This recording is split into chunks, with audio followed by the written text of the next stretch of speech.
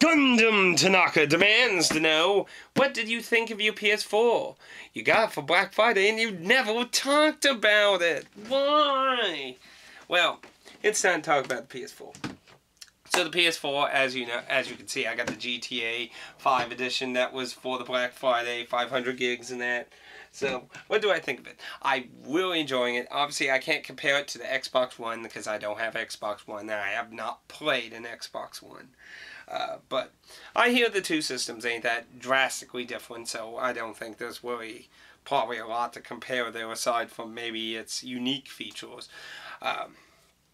But, obviously, can't talk about that. That'll be whenever I get Xbox One, basically, or if I ever get an opportunity to spend a decent amount of time with it. But moving on. So, the menu, I like the menu. It's very simple. It gets to the point and everything. It's not cluttered with ads and shit. It's very simplistic.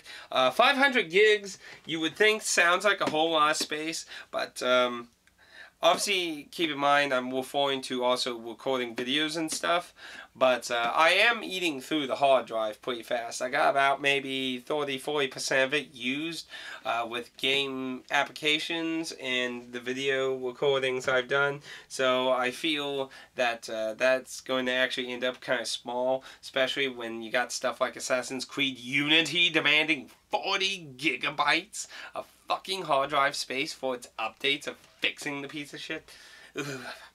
So, I think drastically fast 500 gigs is going to be pretty belittling in a quick time span when more and more games get out there.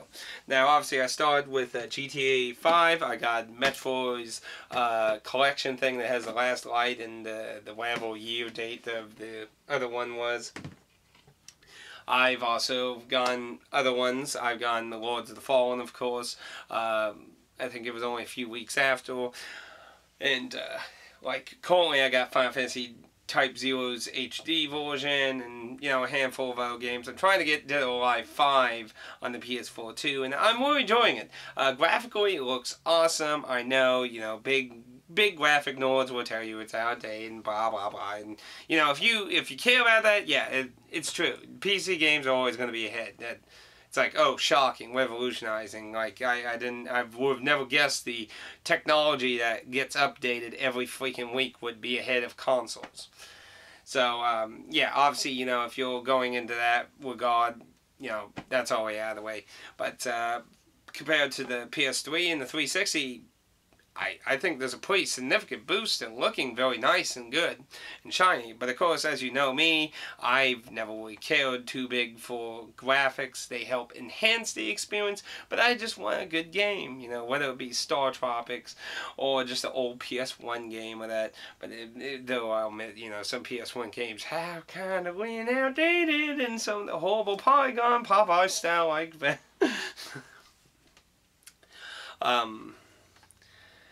The little additions, obviously, with like recording, streaming, and stuff. I love the recording feature. You can only max out at 15 minutes. I wish there was a lot more flexibility, but I would assume, you know, running a whole game and then all the processing and shit, I would assume that's probably why it's like that. Because if it went on really long while running a complicated game application stuff, the PS4 would need a lot more better processing and stuff inside it. The video quality looks very nice. I like it. It edits very nicely in my software. I've done a Force Suppressions video with the Lords of the Fallen, so I definitely look forward to using a lot of the features to do videos with on the PS4. The uploading to YouTube, Facebook, and stuff is very nice.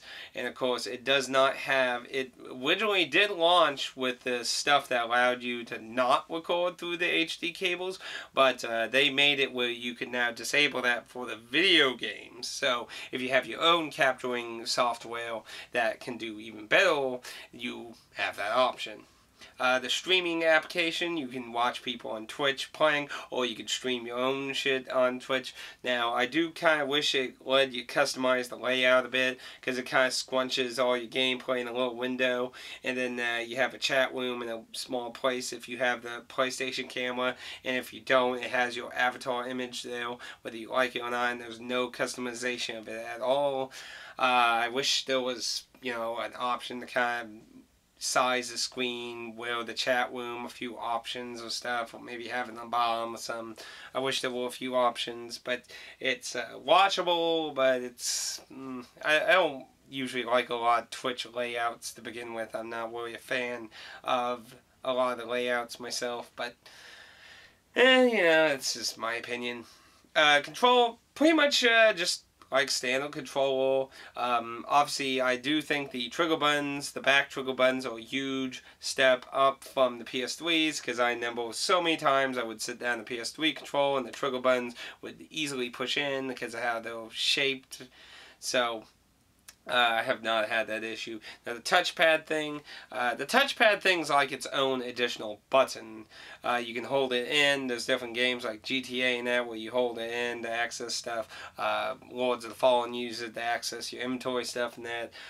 You can also use it for like a soft keyboard and things, and there's a few other games that make different uses of it. It also has a built-in speaker in the control where you can do the kind of shit the Xbox Kinect does, where you can say PlayStation do this and that. So I don't obviously like that application. I don't care about voice commands, but they're there. Overall, I mean, just simplistically, I'm really enjoying the system though. I like a lot of the new stuff of that. But, you know, again, you know, if you're looking for more graphic fidelity, get a PC, you know, but it's pretty simple. That now, it is sad that a lot of the games do have updates, and sometimes they have pre-install stuff, and that's probably going to be more norm this generation, to have stuff be pre-installed in the games, in the console, because, I mean, a lot of the PS3 and 360 games near the end of their life were doing a lot of that too, and I'm pretty sure that that's going to be a very common thing during this console generation, is to have a lot of stuff pre-installed in your system, which is why I'm thinking that 500 gigs is going to be a tough limit towards people who do videos on YouTube. Now, if you don't do videos, that's probably going to be a lot better for you.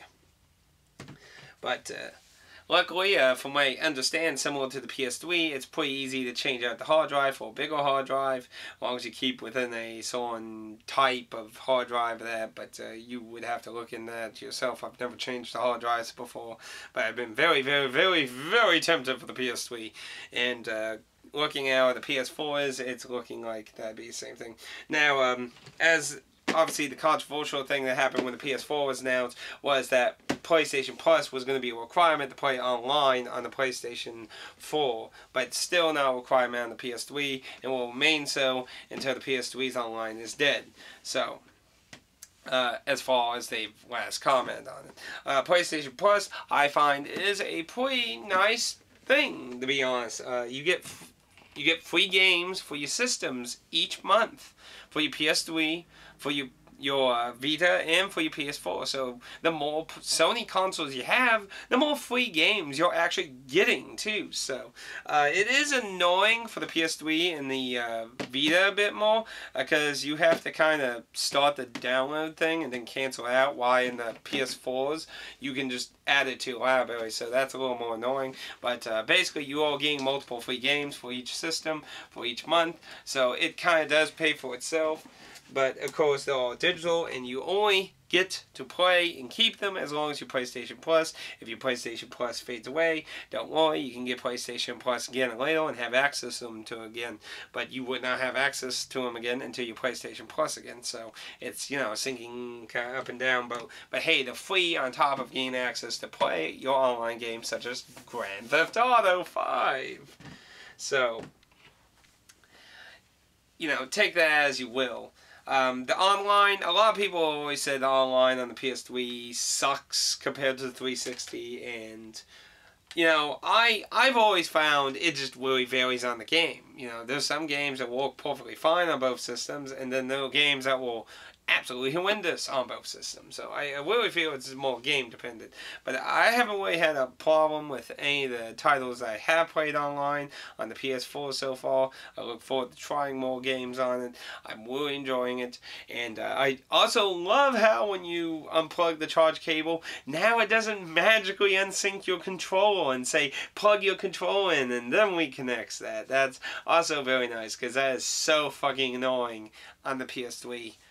Now, one of the problems I do have is my controller seems to die really fast. And I don't know if that's just me, or maybe I'm just not really noticing how much time's passing by, but I feel like the controller is dying oddly fast, but I don't know. It could just be the time's flying by really fast, because I am enjoying the system a lot. I am enjoying it. Is it worth getting a PS4 right now, as we speak? If you're a Souls fan, well, fuck yeah, because Bloodborne's coming out in 2 more days, you fuck.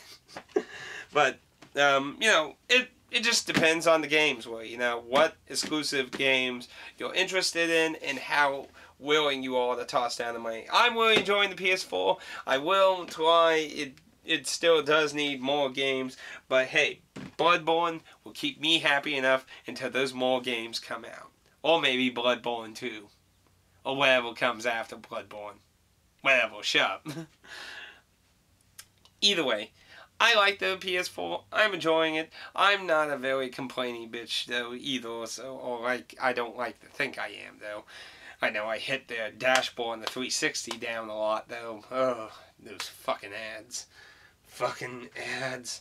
Either way, yeah, I'd recommend picking up a PS4 if you have the money and there's at least, you know, 3 or more games you're interested on the system. There's more games coming, more and more, so, you know, probably if you're still kind of iffy on it, probably by the end of next year, it'll probably be a good time to pick up a PS4 because there probably will be a decent library by then. But there are a lot of HD remakes and stuff coming out for both the 360 and the PS4. I mean, the Xbox One and the PS4. So, admittedly, there's also a lot of that. But a lot of those are coming with all the DLC and that. So, you know, there's advantages to those. So, anyway, those are my thoughts on the PS4. If you have any questions, feel free to leave a comment down below. And, you know, I wish you luck if you try to go get a PS4. Could wait until next Black Friday or the holidays. Maybe they'll have another deal. Or maybe they'll have something more than 500. Only time will tell. Anyway, I'll see you all on Tuesday on Bloodborne if you have a PS4. Be there or be dead. Praise the sun.